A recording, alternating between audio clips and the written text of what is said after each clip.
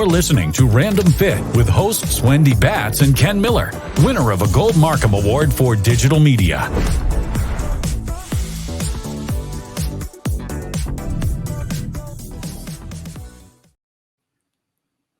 Welcome to another episode of Random Fit, where you will be hosted by myself, Ken Miller, and my friend, associate, co-presenter, co-host, Miss Wendy Batts. Wendy, how you doing?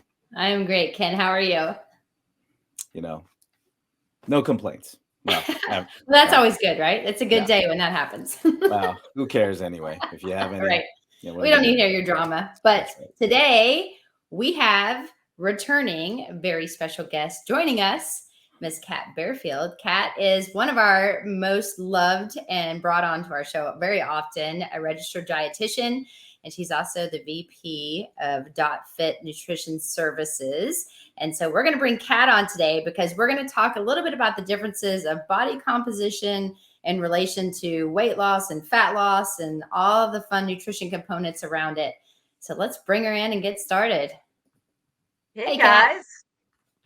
How are Ken, you? I care. I care if you have complaints in your life, okay? Just letting you know. I'll be calling you as soon as we stop recording. Okay. You might as well clear your calendar, Cat.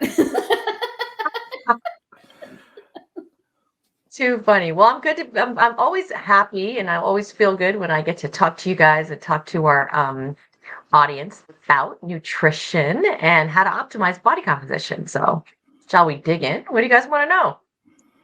How much time do you have? As much as you'd like. But the first thing, as personal trainers, and we're interviewing and we're talking to our clients or even potential clients, one of the big things we ask them is, what do you want to accomplish? And among the list of things they want to do is, okay, I want to feel better, reduce pain. But 9 times out of 10, it's going to be, I want to look better naked. I want to lose fat. I want to put on some muscle. But a lot of times when it comes down to it, they're talking about doing two things at once, right? But what is the difference when it comes to talking to somebody or helping somebody realize what it is that they truly want to do with their body? What's the difference between I want to lose fat and I want to lose weight? Yeah. So, people come in and a lot of times you have people who say, I just want the scale to move. Have you guys experienced that? Like, I just want to see the scale go down. I want to lose weight. And a lot of times they don't really have a concern. They don't care where that weight is coming from. They just want the scale to go down and their body to get smaller.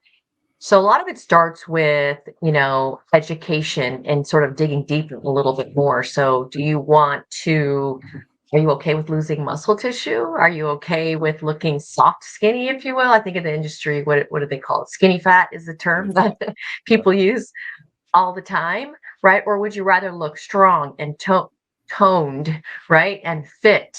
And so it's really sort of digging a little bit deeper and clarifying what the actual difference is. Now, if we can get you to lose weight fast, but what that means is XYZ, right? You're going to lose muscle tissue, which can then impair your metabolism, which is harder to sustain, which have all these negative consequences. Or we can focus on optimizing your body composition, preserving your muscle tissue, focusing on fat loss so that you don't have these negative consequences. Which one sounds better to you? And then, of course, letting the client choose. Well, if I can't fit into my skinny jeans, I need to find the quickest route so I can, right? That's usually like from a female standpoint. Yeah. But I think it's important for us to cover because I love this topic and I get this very often.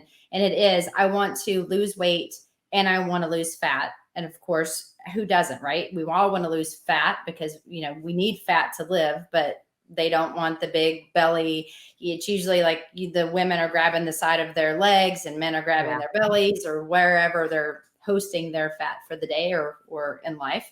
But can you talk about the rate in which this happens at a healthy rate, Kat? Rate? Yeah.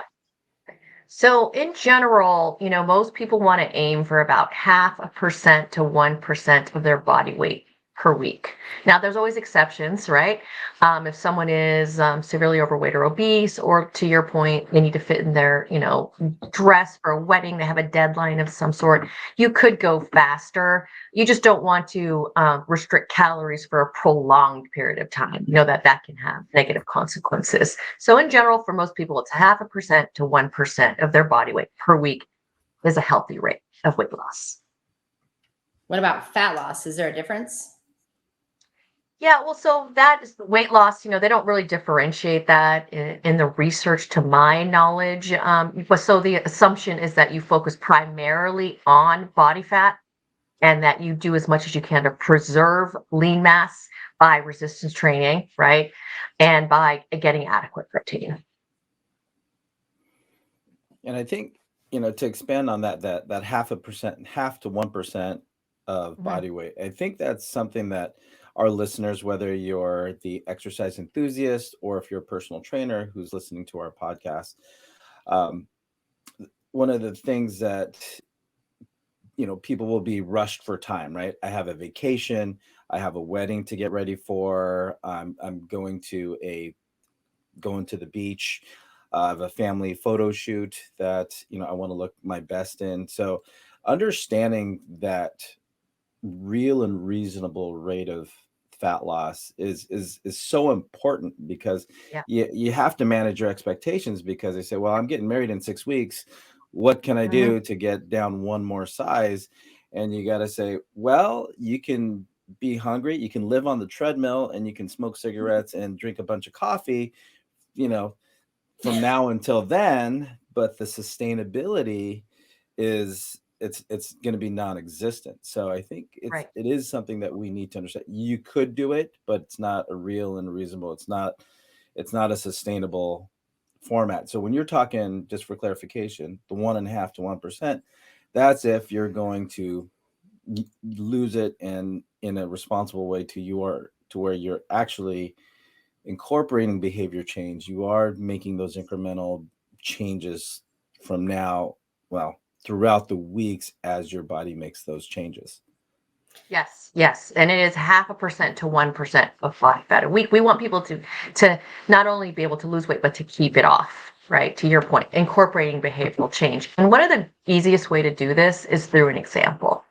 Like, get the client to bust out their phone and get out their calculator, right? NASM on their website has a great body weight calculator tool that I think everybody should use, so to educate their clients. And so let's say you have a client that weighs 150 pounds, right? Let's just do it right now, right? Hey, client, you want to lose how much? 2 pounds a week?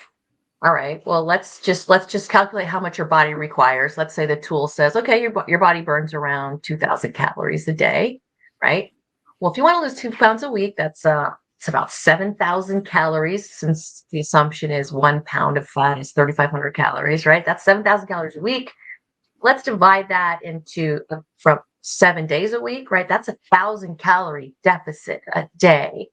If your body burns 2,000 calories a day, we got to take away 1,000. That leaves you with 1,000 calories a day. That Frappuccino Mocha Latte you're holding has 1,200. So think that drink there, Ken. Oh man. So, right? I mean, so I like to use examples like that and to show people numbers and to get them thinking about how sustainable do you think that is? And yeah, we can get you to your wedding dress, but then promise me afterwards we're going to take a more sustainable approach, right? Let's really dig deeper and get you to do things that you can sustain.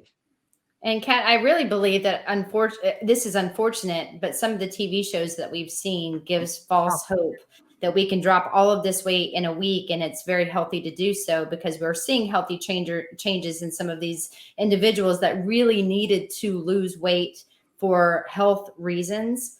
But somebody that maybe doesn't start out to be that big, and I don't mean that to sound awful, but they're not that overweight, but they have a goal and it's not realistic. They still see that these people are dropping numbers and they're putting it on television, and everyone's like giving high fives, like you did it. Can you kind of talk behind the scenes too? Because I know what's happening behind the scenes that we don't get to see, other than what the results are each week. I mean, I know these shows aren't no longer showing, but but we've all seen Yeah. them and we know exactly what's going on.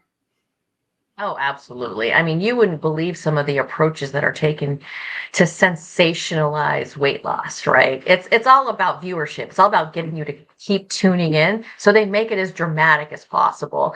And so people might intake, they might drink pickle juice to gain weight prior to their weigh-ins in order to, and then they pig out and they consume as much as possible and retain as much as possible so that they weigh a whole lot more than what they really do to start the process. And that make the weight loss more dramatic, right? And then, of course, you see snippets of how much exercise they're doing, 8+ hours of exercise per day, and they're monitored by a doctor taking their blood work constantly to making sure they're okay. So, there's all this, like you said, the behind the scenes stuff and ways to sort of make things a lot more dramatic than they usually are. And then restricting their food, right? Obviously locking food away so they don't have access to it. I mean, things that are so extreme that, nobody can sustain that in real life. It's really silly. And that, along with, some of the stuff on social media, really, they make people's expectation completely unrealistic when it comes to weight loss. You and I know that humans are creatures of habit, and that it's a process to change people's habits. And oftentimes, that's not fast. It's not fast at all. It takes time. So once we do manage expectations, like somebody knows, okay, 1.5, well, 0.5 to 1% is real and reasonable. So let's talk about what is going to be sustainable. So when we talk about diets, and again, that carries a whole weight of meaning, and depending on who you are and where you're coming from, diets can have a different, I guess, provokes certain emotions and feelings. But what do you recommend then, as far as a nutritional plan and behavior someone should take when it comes to changing their body composition sustainably in the long term? Where should someone start? Yeah. So I think when someone wants to do a diet or they're curious about it, obviously I educate them on what that diet entails, whether it's keto or paleo or whatever. And then I like to ask the question, can you see yourself doing this the rest of your life? And if you don't see yourself eating less than 50 grams of carbohydrates a day, in the case of keto, never eating birthday cake again, or very little, never eating bread, etc., then you might want to rethink your approach. So that's a good question to ask. Can you see yourself doing this the rest of your life, right? And then the second thing I like to ask is, do you want to keep the weight off once you lose it? Right? Just to get affirmation, just so we're all on the same page and for them to acknowledge what the real goal is. It's not how fast, right? How fast you go. It's whether or not you can, sustain the destination. And of course, if the answer is yes, then okay, well, let's look at what you're eating now and let's figure out together, what can we tweak?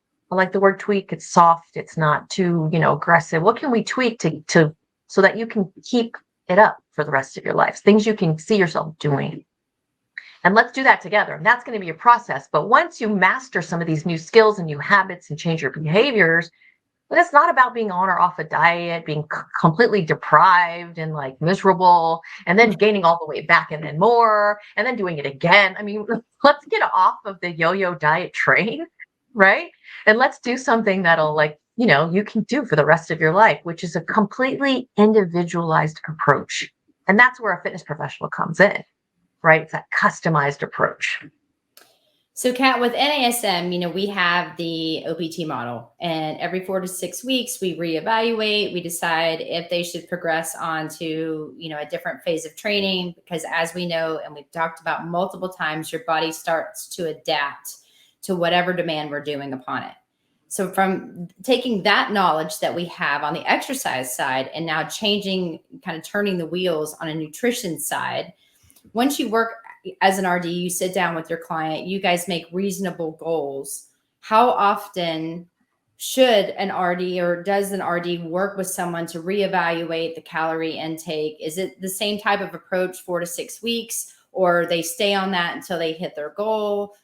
like, how often do you reevaluate your clients?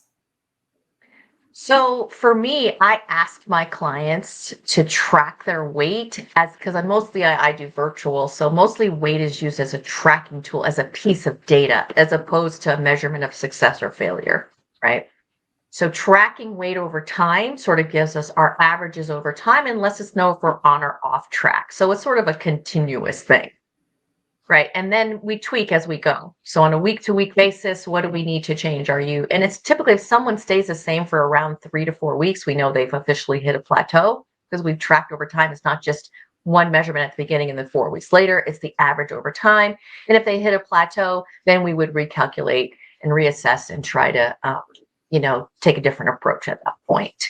So I think there's value to, having a continuous sort of monitoring of one's progress along the way. So with that monitoring, you're making changes, you're making your recommendations. Now, when it comes to making those recommendations, one of the things that has come up in other podcasts here on Random Fit with myself, Ken Miller, and Wendy Batts. Again, we have special guest Cat Barefield, registered dietitian. And the question for us here, when it comes to body composition change in nutrition, we've talked about macronutrients, but more specifically with protein. Protein is one that comes. It's usually the first macronutrient that comes up, especially when it comes to putting on lean tissue. But can you clarify for us again how much is enough? What do we need to make things happen responsibly? Yeah, so if we're talking about weight loss and optimizing body composition, then we want to shoot for at least 0.7 grams per pound of body weight. And the research has supported up to 1.5 grams per pound of body weight in certain individuals to facilitate fat loss. And that typically has to do with people getting ready for a contest of some sort. But for most people, most general population individuals that are not competing, at least 0.7 grams per pound of body weight is what we want. And then for our international people, our friends in Europe, 1.6 grams per kilogram of body weight is what we want. And the reason why protein is prioritized, there's a lot of reasons why. But one is it's potent in terms of preserving muscle tissue, right? Higher protein intakes means you helps preserve muscle tissue. It also helps with, it's a sort of a natural appetite control aid. It sort of decreases people's hunger level while restricting calories. So there's obviously nobody likes to feel hungry as they're restricting calories to lose weight. And then it also helps with increasing your daily calorie burn slightly. Protein has the highest what's called thermic effect of food or feeding. And that just means the calories it takes to digest, absorb, metabolize food. About 20 to 30% of the calories in proteins used for that process. Whereas with carbohydrates, you only use around 8% of the calories in carbs to metabolize and digest, et cetera. And then with fat, it's like 1% or something. So most people, starting a caloric restriction weight loss program, increasing protein and decreasing carbs and fats going to help shift their calorie burn upward, if you will. Does that make sense? Yes. So what would you, if you had to say, here are the protein examples I would suggest that everyone takes, what would you say? But don't say it depends. Yes. Yeah. Depends. What do you like? Yeah. I'm going to say, fatty fish, your omega-3s. So because there's so many benefits of the essential nutrients in fatty fish, EPA and DHA. So if you can eat at least 8 ounces of fatty fish per week, incorporate those fish meals into your plan. And then, of course, the highest quality protein is whey protein. And the reason why it's whey is because it has the highest amount of essential amino acids. Those essential amino acids are the building blocks we need for protein that our body requires but doesn't make. So you have to consume it. So it has the highest amount of essential amino acids on the highest amount of leucine, one of the essential amino acids that start the muscle building process. And so I would say whey protein is great. And then not only that, Wendy and Ken, but what the research shows is that when people incorporate high protein rich meal replacements in place of 1 to 2 eating occasions a day, it not only spontaneously reduces your caloric intake, right, but it also facilitates weight loss. So people can lose weight faster. So yeah, so I would say whey protein, especially for busy, how many people that you know or clients that you know are busy, they're on the go, they skip breakfast, they eat from the vending machine at break time, they don't make good choices in terms of protein throughout the day. So, either in a shake in the morning as you're going out the door, or you add a scoop of whey into your oatmeal or your yogurt. Some people like to bake with it and make protein muffins or pancakes or waffles. That's great. But a variety of sources of protein is always smart. So again, getting your fatty fish, getting your whey protein, getting your poultry, your eggs, even plant protein sources like soy is a complete protein source. Getting a variety of different whole protein sources is going to be beneficial. Yeah, because no one wants to be hungry if they don't have to. Absolutely. Yeah. Right. And we need fiber too for that reason. So along with protein, I would say the next thing would be fiber, getting enough fiber in your diet, because fiber is also a natural appetite suppressant. It slows the digestion of food. So it sort of helps you feel and stay fuller longer. And those are things like your whole fruits and vegetables, your whole grains, beans, legumes, getting, good amounts of nuts and seeds, things like that. Oats are great for that. Overnight oats with protein is an easy, fast, convenient way to get a good morning meal, even an afternoon snack. So protein first and then fiber. That's you must be clairvoyant, Kat, because that's exactly where I was going with that protein comment. Because one of the things I do at my facility, I have a jug of course, dot fit whey. And, if I have a chance to do that little impromptu, 15-minute total body, whatever workout, and, I don't have time to go home, that's where I'll take that scoop of whey and shake it up, and I'm good to go. And I'm not thinking about my stomach when I'm working with my client who just might happen to be coming in, as I'm filling in that gap with a workout. But that one thing that I just that tears me down is just the appetite side of things. So adding that, source of protein, but if I have the time, it is getting, something that's going to, have some staying power, when it comes to, okay, I'm not thinking about my stomach. I'm able to think about the task at hand. And you're able to make better choices after you're done training your client, as opposed to being ravenous, right? And wanting to eat In-N-Out animal fries, right? Yeah. So it adds to that. Now I'm going to point out, Ken, you might want to try the Lean MR. And the Lean MR is the product that we make that has whey isolate. And we added 7 grams of beta glucan, which is fiber, not only to help you feel fuller longer, but it also has beneficial effects on cholesterol levels. So 2 for 1, 3 for 1, maybe. That? Who doesn't want that? Well, Kat, and I always ask you the same questions when it comes to supplementation, because I know sometimes people are struggling. I know, unfortunately, some of my clients do not like shakes. They won't make a shake, and that is completely out. So we do talk about what kind of protein do you like? What are you willing to do? How much time do you have during each meal? Because we want to set, as always, realistic goals. So if somebody wants to add supplements into their life, I don't want to say program or diet, because we don't want to use either one of those, but the life journey that they have ahead, what would you suggest for somebody that does want to lose body fat and gain lean muscle, but also feel healthy? Okay. So first and foremost, you've got to cover your bases in terms of the foundational supplements, or nutrients, I should say, that run all aspects of your metabolism. So nobody eats perfectly all the time. So a high quality multivitamin that fits your age, your gender, your activity level, your life stage.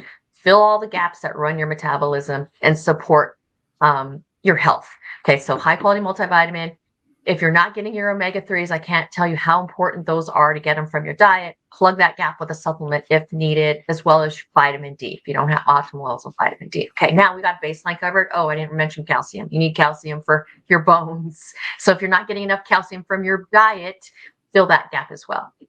Now, Obviously, protein can help you get to that level, whether it's a whey protein or a plant-based protein, can help you get to that level of the 0.7 grams per pound of lean body mass a day. If you're not going to do that, if you're not going to bake with it, if you're not going to add it to anything, then you could try essential amino acids, right? Which are the free form essential amino acids that make up protein. And that can help raise your intake of those building blocks.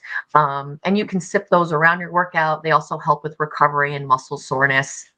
And then, of course, there's creatine monohydrate, very well studied, over, hundreds and hundreds of studies supporting creatine monohydrate for helping building strength and mass, etc. There's also caffeine. Caffeine can help with all aspects of performance and workouts, and even can help facilitate fat loss. Those supplements can be helpful as well. There's a handful of other ones that might be beneficial. Beta alanine that can help with high intensity exercise. That can be helpful as well.